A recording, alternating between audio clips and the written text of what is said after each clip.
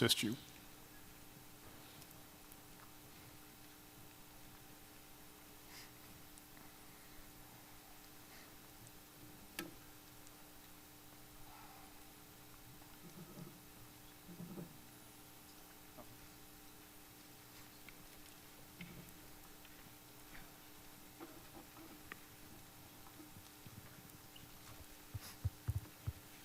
And this will be the last group in this portion of the media day. When we finish up here, we do ask that you adjourn up to the workroom and the lunch area outside. They will be breaking this down shortly. So the media work area is in the inner concourse up here. We do have wired internet access for you.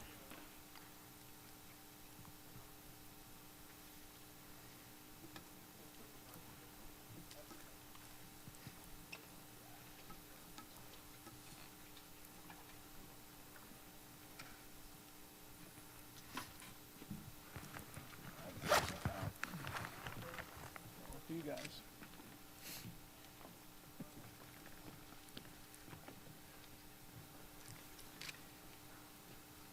Chip.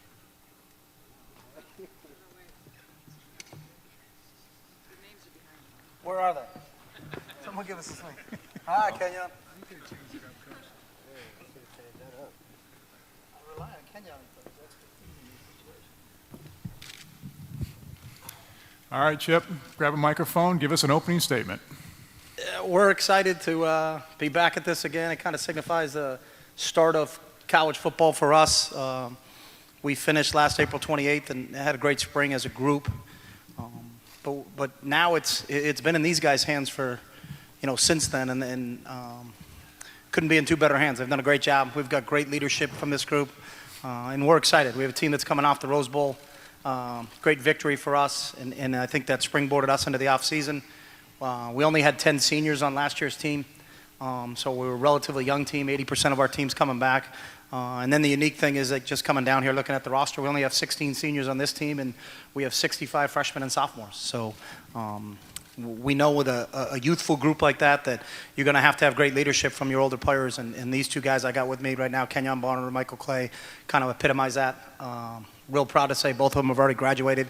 Will be playing their senior seasons with their degrees, and everything we want in a football program and everything I want in a player is what these two guys right next to me are. So we're excited about this season coming up and can't wait to get started. So open up some questions, Dave. We'll go ahead and take questions. Got one right down here in the front row, center right. Nick Hamilton here. This question is for Coach Kelly. With the departure of Michael James, how big of a role will increase for DeAnthony Thomas? I think DeAnthony's role will increase, and I also think Kenjon's role will increase. We really had three guys that I think could play for almost anybody in the country at that position, and then with the loss of LaMichael, who was our all-time leading rusher, but knowing that we've got Kenjon Barner and we've got DeAnthony Thomas makes you sleep a little bit better at night, so the cupboard is certainly not bare there, and we're going to see who we can develop as a third running back and a fourth running back, because you're going to need some depth in this league. In the fifth row on the right, back right. Lisa Horn, Fox Sports. This is for any one of you who want to answer this. What are the plans for new uniforms this year and the helmets? And I want to know, just from the guys, all right, Kenyon, that's for you. I just want to know both also, do you guys seriously sometimes look at some of the uniforms that come out, and I won't name any teams, but you just kind of have to wonder if they went a little bit too far? Be careful when I answer this question. As far as up with the uniforms, who knows what to expect? It's Oregon. But I look at teams and kind of wonder what exactly was the reasoning behind it. But everybody wants to be fresh and everybody wants to be brand new and innovative, so I can see where it comes from. Chip, Okay, in the first row in the theater seating on the left. Chip, to piggyback off the question earlier about DeAnthony, he was very electrifying as a freshman. How much more can he do? Hopefully a lot. But there's some things, and these guys will tell you, that he's done in practice that you just kind of go, wow. I mean, and he was like that from the start last year. But we were real conscious last year in using him, that we didn't want to overload him. And we actually had him, for a true freshman to come in to play two positions, to play receiver and to play running back, and to be able to handle both those roles really speaks a lot to, his football acumen. He's a real smart kid. He understands concepts very well. And so we'll keep adding to his plate a little bit.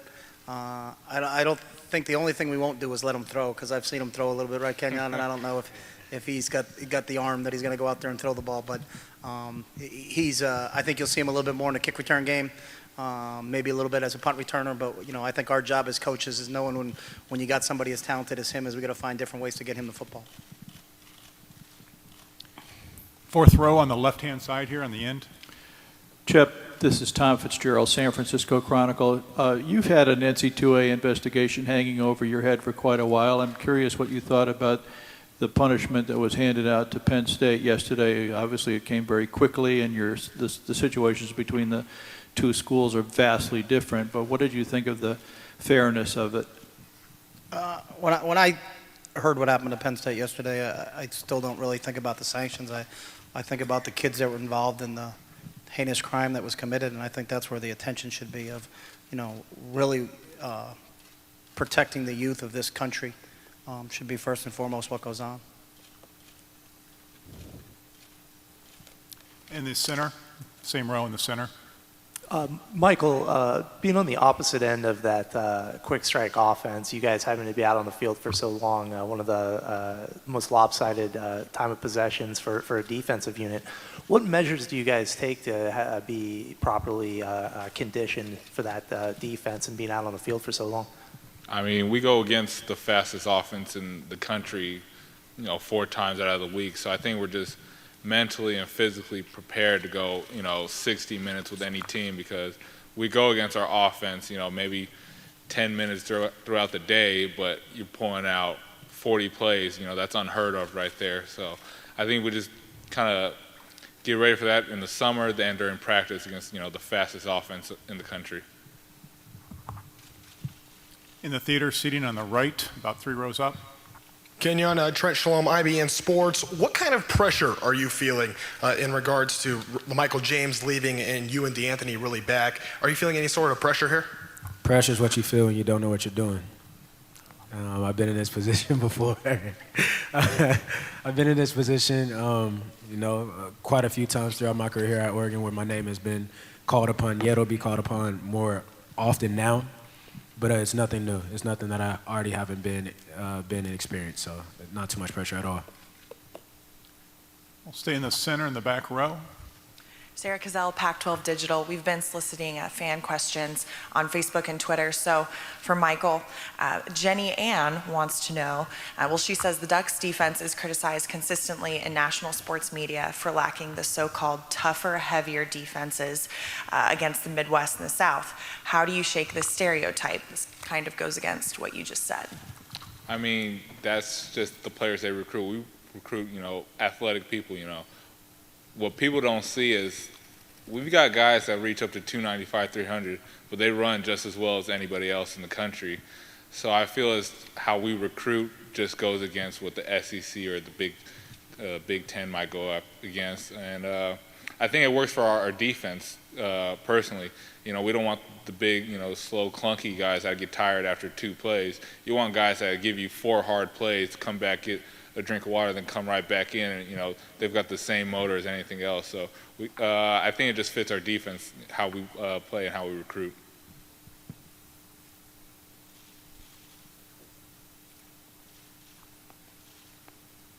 Question in the center.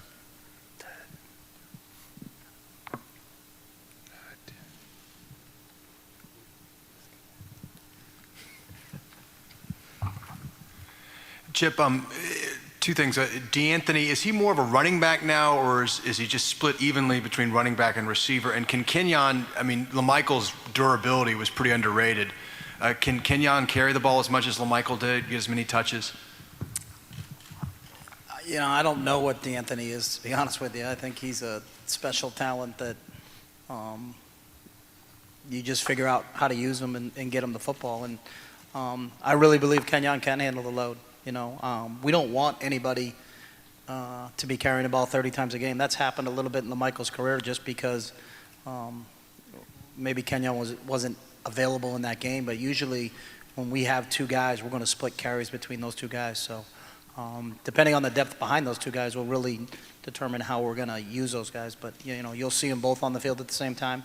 I think what that presents to a defense trying to defend Kenjon and defend DeAnthony at the same time with some of the other weapons that we have from a skill position standpoint is going to make some defensive coordinators stay up late at night.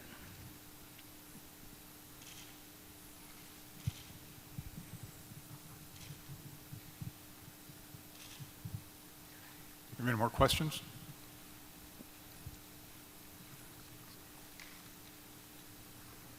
All right, that'll do it. Gentlemen, thank you so much for your time. Tired at the end of the day.